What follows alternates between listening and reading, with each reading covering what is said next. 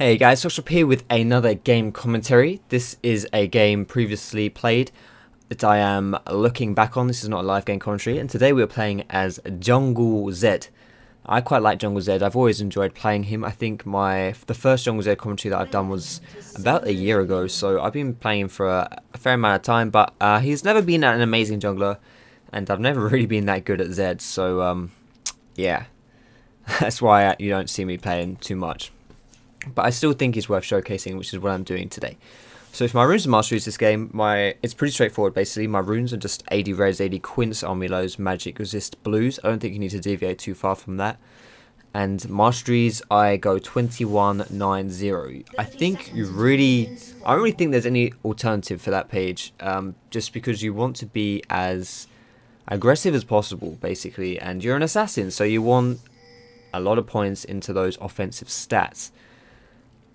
Now, so for this game, I'm just starting at my red buff here. There's nothing really to say too much right now. It's just I like to start at the bottom buff because that is where I'm going to get as much help possible from my allies. And because there are obviously two people in bot lane, that means that two people can help me with this red buff. So I take the least amount of damage as I can. If I started at blue, then Jax would have had to help me, and he would have risked overstaying and then losing maybe some XP top lane, and I would have got less help. So overall, it's just, in general, in my opinion, it's better to take this bot buff first. There are some exceptions, but that's what I like to do as a general rule of thumb. So I've taken away that red buff, and now I'm doing the mini camp. That mini camp is just to help me get my XP, because if I had then gone over to this blue buff, and if blue buff had been here, then I would hit level 3 right now. Unfortunately, blue buff was stolen away, so I'm already at a disadvantage. So right now I need to catch back up. I'm not even level 3. I should be level 3 right now, and I'm not level 3 because I didn't have that blue buff. And also it's just difficult for me in general because I don't have that blue for the regen. But now I see that bot lane is getting ganked here as well, so I'm just going to try and you saw that I was whoa, we don't want to go that far. Okay, here we go. You saw that I was doing that wraith, but I instead decided to try and counter gank here. I stopped doing the race to go down here. I tried to go on Lee Sin, but he flashes away, so instead what I do is I go bot and I jump over to Vayne and just take her out instantly. I'm going to replay this because I kind of screwed over the whole camera there. Lee Sin flashes away from me as my AD is getting chased, and so I see Vayne on low health, so I just flash right on top of her face, like no funny business. I just flash on top of her face and I take her down, and then I push that bot lane out. So the XP that I've got from that kill, and a tiny bit of XP that I got from pushing that lane out, has helped me to get a little bit back into this one, because I did miss that blue buff. Now I didn't want to go too hard on that Akali then. I didn't have my flash, and Zed isn't really that good at early game stuff because he has no CC. His damage is not really that high. It's not awful, but he really needs some levels and some items to become truly powerful. So I don't really want to overdo it basically, and I definitely don't want to accidentally feed this Akali because she will start absolutely destroying this Vel'Koz if that's the case. I mean, he's already struggling quite hard, so I definitely don't want to put her behind. So I'm just taking away these golems here, then I'm going to recall, and I'm going to rush an Elder Lizard this game. I don't buy the Spirit Stone because I'm not too interested in that. What I want to do is I want to have as much damage as possible basically, and just be as strong as possible. So I bought double longsword instead of getting a spirit stone. I don't really need the regen so much because I clear kind of quickly. So I just go for the longswords. Now because I see that Akali is roaming top here, because the Vel'Koz did a bit of a roam top as well, a bit of a gank onto their top laner, I just fully push out that mid lane because Akali's not going to be here and it kind of denies it. And what we're doing here now as well is, please camera. Okay, I see a decent opportunity to go dive here. I'm going to pause and just pause, please. Pause, please. Okay, there we go. That's the one. I got it. So the reason why I figure this is going to be a good dive is basically two reasons. The biggest reason is that I see that Vayne is level 3 and I am level 6. So at level 6 you get a huge power spike and in the form of your ultimate, so you can do these dives really nicely. And because she's level 3, that means that she's extremely weak, and my laners level 5 and level 4 are ahead of their laners.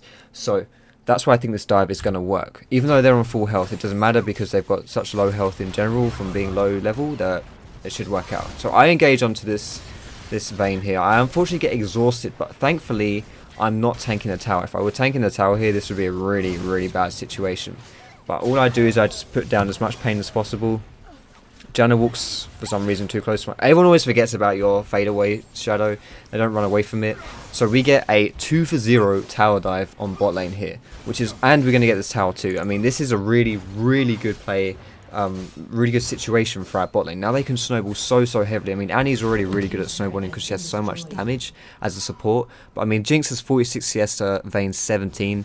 The level difference is like, this Vayne is still level 3. I mean, it's ridiculous. Just getting that tower, it's just a really good situation for our bot lane right now, which is nice because our top lane isn't doing... Well, he's not doing too bad, but he has been struggling, and our mid laner is also struggling. So getting that bot lane snowballing is definitely nice. So I'm taking away my red buff here. And then we're going to move over to take away my blue too. I don't want to give this over to my Vel'Koz because Vel'Koz is most likely going to die. He's not really going to get much use out of that blue, and I think I'm going to get more use out of it, which is why I'm taking the blue. Now see, there's a bit of a pink ward battle going on here, so I'm just showing my face a little bit. Let's see if anything happens here. It looks like Akali's running away, so this might be difficult, although they are fighting, so I could get in here. Akali uses her stealth and runs away, so yeah, there's nothing going there, but I just wanted to show my face just so that Vel'Koz didn't die as well. And I'm kind of taxing a lot here. Like, my CS is really high, especially considering I'm a jungler. So Lee Sin comes in from the side. For some reason, Akali decides it would be a good time to engage, which is not true because Akali's Shroud was on cooldown. And if your Shroud's on cooldown, you don't really want to be going aggressive on Akali, especially if you've got someone who can kill you, which obviously me being Zed, I'm the perfect candidate for that. So we go in, instantly pop her, and then Lee Sin overstays as well, so we kill him too. And our bot lane, like I say about the snowballing, well, they've just double killed again. So I show a bot lane that was already ahead, I just put even further ahead with a nice roam. So they are going to, I mean, they're just destroying this lane really, really nicely. Let's take away this white here because we can, and we're going to recall. Now we could do dragon in this instance. Like, in hindsight, this may have been a better idea to do dragon. The reason why I say that is because we're quite strong and the bot lane was dead. However, bot lane were recalling and we didn't have that mid lane presence. And we weren't really too low on health, but we don't really have a tank to do this. Like, basically, even though I'm Zed and I'm pretty fed, I'm not really one to be tanking that dragon. And as support isn't like a Leona or a Thresh, who also is good at tanking dragon. And Annie's going to take a lot of damage from it, so it's not an ideal situation. So we decided not to do it, we play it safe, and we just recall. And so now I'm looking for a bit of a roam bot lane again as well. I get into this bush just to see if they're going to overextend a little bit, and I have a bit of a dance party with Annie and with Jinx. I mean, you know, this is how you roll, I suppose. This is how it goes. This is super keen, mega serious business game. But looking at the items that I bought as well, I bought a Bilgewater Cutlass here, which is going to work into my Blade of the Ruined King, which is a very, very nice item on Zed because it you can use the active is just nice in general for catching people, so you know, kiting, whatever you want to do. But also the extra damage scales with your death mark. So you put death mark on people and then you use Blade of the Ruined King on them and you do extra damage. So I'm coming around for a dive here, and it's looking a bit too aggressive really, and so we kind of don't want to go too hard in this. We want to be a bit tentative. We want to put out some damage where possible, but not really delicate basically. And because we know Lee Sin was around mid, he could be on his way. It doesn't look like he's actually doing that, but he could do that. And if that happened and we got sandwiched, we would be in trouble. So we don't want to overextend basically into anything. But we get a nice kill here just from me using my I use my W into an E into a Q, and then a Jinx ult combo just destroys that Janna. And unfortunately Vayne doesn't die here, although, which is something I thought should have happened, is I used my ult on Vayne, did my combo. I'm actually going to rewind this just very quickly because I want to show you how a classic kind of combo on Zed is. I've used, let me slow this down really much. So I've used my ult on this Vayne here. I go in, I hit it with my E and my Q, and then I just go back. I mean, maybe I didn't even basic attack her. I don't think I did basic attack her. I did basic attack her. Yeah, I did. But she uses her barrier, and she survives. So that's just like, I mean, basically your death mark damage is enhanced by however much damage you do to that person while the death mark is on them. So you use your ult and then you just go ham on someone basically, and that's kind of what I did. But because Vayne was on such low health, I didn't want to stay too much, so I just used my combo and then I jumped back to my ulti ward. I'm going to slow this down and see what happens here. Akali gets a bit too greedy. I get on really low health and then I use my Cutlass active and I punch her in the face and use my E and she dies. So that was close, but we get away with it, so that's nice. And now I'm kind of just, I'm probably overstaying here, and I'm probably getting a bit too greedy. We'll see what happens. I'm actually out of energy here as well. I'm looking at my energy costs. I didn't have enough energy to insta-kill that Vayne, and so I feed a 500 gold bounty onto Renekton because I got greedy. In that situation, it was a 1-for-1 trade? Holy moly, no, trade. A 1-for-1 trade. Yes, that's the one, that's what I wanted to say. It was a 1-for-1 trade, so on paper it really wasn't that bad. Wow, Vel'Koz with home guards looks so ridiculous. That is pretty hilarious. So it wasn't so bad because it was a 1-for-1 trade, but I had a huge bounty, so it wasn't worth it. I shouldn't have done that. I was just a bit too greedy by me. So I've got my Brutalizer now. I lied and I said that I was going to get a Blade of the Ruined King straight off, which I kind of lied about because I've gone for a Brutalizer. And the reason why I've done that is just for extra instant damage. If I could have afforded my Blade of the Ruined King from this Cutlass instantly, I would have done that. But because I couldn't, I just went for a Brutalizer instead. And now I'm kind of caught out, so I'm just being a bit cheeky with my shadows. And then Vayne face checks me. I instantly pop her up and run away. I mean, this is kind of what you want to be doing on ZED. You want to be picking people off. When vulnerable targets are in your sights, you just instantly delete them. And this Vayne is really far behind, so it's really easy for me to do that. And this tower dive doesn't really look like it's going to go anywhere. Tower diving a Janna is always a bad idea because she just has so much to knock you away. So we don't really want to do that. Instead, we just want to push it up and stuff like that. However, this Annie goes really way too ham. It's just a bit of miscommunication between her and me. And I should have, sorry, I'm speeding this up a bit too much. I'm not realizing what's happening. Pause. Why can't I press pause? There it is.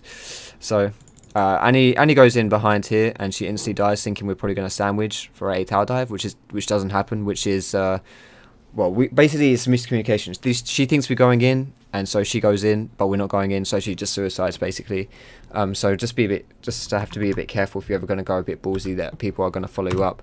And then over here, this Jax is chasing onto Akali, but he's going a bit too ham as well, and so he's going to get jumped on. But luckily, the difference between this play and the play that happened over here with Annie is that this Jax has friends to follow up.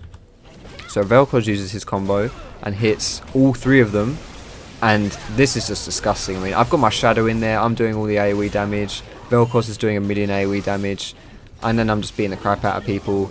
Jax is beating the crap out of people. I mean, it's so much damage, like, it's ridiculous. And so we just absolutely destroy them, which is really nice. I mean, looking at the gold in this game, I'm quite fed myself, but I mean, my team isn't really as fed as me. I mean, my Jax isn't as fed as Renekton, so my top lane isn't as strong as their top lane. My mid lane isn't as strong as their mid lane. My bot lane's doing very well though, but again, I've spent a lot of time bot lane, and I myself am obviously more fed than this Lee Sin. So really, this game is far from a stomp, even though it looks that way because we're just specking me. That's not really the case. So I'm just taking away the jungle here, and I can see that the enemy team have moved down from mid towards me. Now I'm pretty sure they're doing dragon here, but I still don't want to stay around because if they kill me, then, well, I don't want to die unnecessarily. I use my Shadow over the wall here to get involved into this team fight. Let's see what I go on here. So I go on this Lee Sin because he's low enough that I think he's going to be a good target, but I completely whiff my Q, which is like awful. But thankfully Janna blows me over the wall, and I can use my Shadow again on Lee to kill him, and then I just jump back to my ulti and go on to Janna here as well. You always want to be aware of where your shadows are so you can jump back to them. I use my Q here just as a I thought that he was going to be chasing Annie a bit harder, but he wasn't, so that's cool. But then I overextend and just get a bit too ham. I don't have my shadows up here, so I've got no escape. I literally have no escape. My flash is just about to come off cooldown. Like, it came off right that second. As I died, my flash came off cooldown, as did my shadow. So, you know, an extra second I would have survived, but again, I went too aggressive. A downside to playing Zed is that he doesn't have as much sustained damage as other champions do. And so he can't just stand there and beat the crap out of someone, especially Renekton with his ultimate on. He's all about jumping in and assassinating someone with his ultimate and being kind of a bit cute with his shadows. I mean, his sustained damage isn't bad considering he's an AD champion, so he's building AD and therefore his basic attacks will do a lot of damage. But and of course with Blade of the King I have some attack speed, but it doesn't compare basically is what I'm trying to say. And so you do have to be careful that you don't get caught in these vulnerable situations. So I died then, which is unfortunate, but I went in actually to kind of save Annie, and I did save her, so whatever, I can claim sacrifice worth, you know, all that stuff. But I see Vayne is kind of a tiny bit overextended bot lane, but she's smart enough to recall, so we don't get any of that. I go and take this white down because I always want to be careful of my conservation, or wary, sorry, of my conservation stacks. As you can see right down the bottom left here, conservation. On killing the next large or epic monster, gain gold equal to the number of conservation stacks up to 40. And this charges from your Spirit of the Old Lizard passively. So when you have this jungle item, whenever you have more than 40 stacks, and especially when you have 80 stacks, you want to be killing a big jungle creep. So I'm just trying to keep my stacks below 80 basically. Right now I'm going to be taking away this red buff, or maybe give it over to Jinx. I don't need, yeah, Jinx is really fed, I don't really need this, so having it on Jinx is fine. I smite away the Wraith, sorry, there from Renekton. But this is kind of like a risky team fight. I'm just going to play it. I'm going to play this in quite slow motion here, because I want to kind of analyze what's going on in this team fight. So now we know that it engages anyway. So let me go really slow here. Okay, so Renekton gets zapped, which means he's slowed right near all of us. So Jax jumps in on him, and we're just already before this fight started, we're looking at the position. So there's 5 people on the enemy team here, 1, 2, 3, 4, 5, and there are 4 people for us. Our mid laner isn't here, so already we're at a disadvantage. We're in a pretty good situation because Jinx isn't like in the middle of everyone. We're not caught by anything, and we have engaged this. However, we are also kind of split. If these guys go ham in here and they want to go on Jinx, Jinx is not safe by standing here. She's only safe because of distance, but she's not safe because she's near a tower or near allies or anything like that. So this could be kind of risky. But anyway, we jump onto Renekton here, and I actually jump over this wall. I walk over this wall here because I don't want to get focused. I put my shadow down here and just try to do a lot of damage off onto as many people as possible. Jax obviously gets focused because he's jumping into the middle of everyone, and he gets some nice abilities off, followed by Jinx's abilities. But now this is the issue. Jinx is now kind of overextended, because Jinx is, like I said at the beginning, not in a safe position. Akali then jumps onto her, and so I decide that, you know, this is a good time for me to use my ulti. I didn't want to jump into the middle of everyone because I would just instantly die, so I use my ulti on Akali to pop her. This should get her killed, right? Wow, very close to getting her killed. Okay, she does die. And then Jinx is still fighting and just destroying everyone. And so if these guys had engaged a bit harder onto Jinx, or we hadn't been so far ahead, then this fight would have gone kind of badly for us. However, it was nicely played. And specifically looking at the way I played that fight, I'm not saying that, oh my god, I won that fight, because I didn't. But just, you know, from a, well, just looking at it from a ZED point of view, if I had jumped into the middle of it, if I was like, oh my god, I'm going to go jump on Vayne, I would have instantly died. I probably wouldn't have been killed Vayne, because I would have just got destroyed. And it would have been horrible. But because I was patient with it, I didn't feel the need to instantly jump in. And I kind of did a peel by death strategy. Like, I wasn't peeling someone in a traditional sense with like CC and stuff. I was peeling someone by going ham, by killing them, basically. And so now we've got another fight going here, but at this point, they're really just a bit too weak. We're all too strong. And when you have a Jinx that's this fed, I mean, Jinx just, like, look at this. This is ridiculous. Jinx is just absolutely destroying everyone. I'm not even really doing anything. I mean, I've done some stuff, but this Jinx is just going absolutely ridiculously hero mode right now. She's just, this Jinx is just so strong. So, I mean, it's hard for the enemy team to get too much done, basically. So we get down a Nexus tower. I stay a bit too close. I stay for a bit too long and I die, but at least I take her down with me, I suppose. And this is all just like a sloppy mopping up team fight.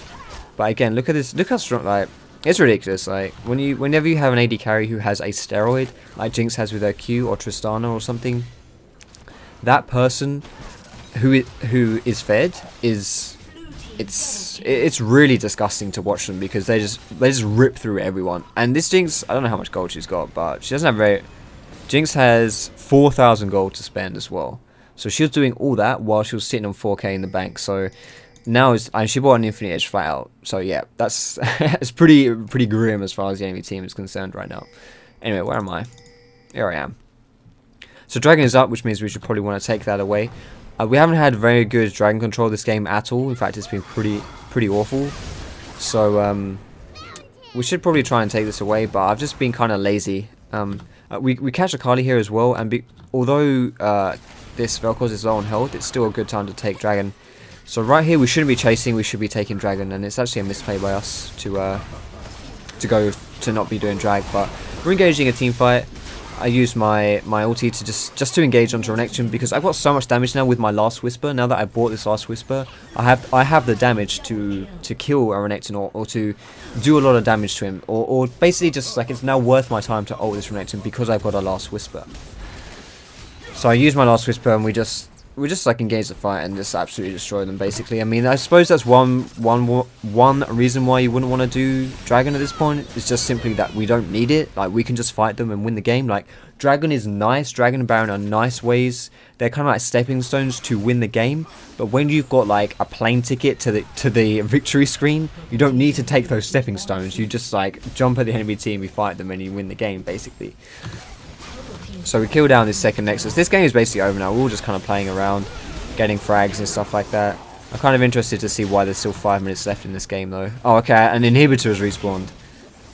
I'll do it. I'll take the inhib, lads, don't worry. I'm on the case. Chop, chop, chop. There we go, it's down. Are we not going to take the Nexus, guys? No, we're going for frags. Oh, do we get wipes here? Well, this is probably why the game lasts 5 minutes longer than it should. I'm running for the hills. I'm just going to let the rest of this game play out on a fairly high speed because there's nothing really left to analyse here. I mean, this game is over. We're just messing around with them. We're playing with their food a bit too much. And I'll make sure that my mum doesn't see this commentary, because my mum always said not to play with your food. So she'd be pretty upset with me if she saw this, I suppose. So yeah, but thanks. Well, I may as well pretend that this game's ending now. But I'll just say, you know, obviously, thanks for watching the commentary, guys. I thought that this game, it looks like a bit of a storm because of what's happening now, but this game really wasn't as one-sided as it looks. When you're looking at it from my perspective, it looks one-sided, but that's because of the actions that I took in this game to make the game appear one-sided. You know, if I looked at this game from a Jax POV or from a Vel'Koz POV, it wouldn't have. Wow, this is really bad. Okay, well, I killed her. That's all that matters. I missed everything in that fight. Holy crap. But yeah, anyway, if I looked at it from the POV of my top or mid laner, this game wouldn't have looked as one-sided as it did. Oh my goodness, I missed my W. But because, you know, I made it look that way, that's... Basically, I had quite a lot of impact this game, which is why I'm 14-3 and 18 even on ZED. You know, I don't feel like I got carried or anything like that. It was still a good game to play. I also say as well, when you're playing a ZED jungle, especially early game, you don't really need to... he's not good early game because he doesn't really have too much for ganks and for duels. Because he doesn't really have the sustained damage and he doesn't really have the CC to do good ganks. So just don't force things too much, you know, just like, don't be worried about it, just take your time and farm and stuff like that, and just don't go over the top, really, is all I can say about ZED early. And I felt like I didn't do that this game. I just, you know, apart from the tower dive, that was quite forced, but that was just a good opportunity, which snowballed at bot lane as well. I'm going to speed this up now. Oh, I can't speed up anymore, the game's over. Okay, cool. So yeah, yeah, thanks for watching this commentary, guys. If you enjoyed it, as always, feel free to give it a thumbs up. Write in the comments what champions you want to see next, or what you thought about this video, or any questions you might have. If you enjoyed it, as always, you can feel free to subscribe to me to see more educational League videos, or some entertaining stuff too, if that's what you're into. But you can find me on my Facebook, on my Twitter. You can catch me streaming on Twitch. All those links are in the description. Thanks a lot for watching, guys, and I will see you in my next video.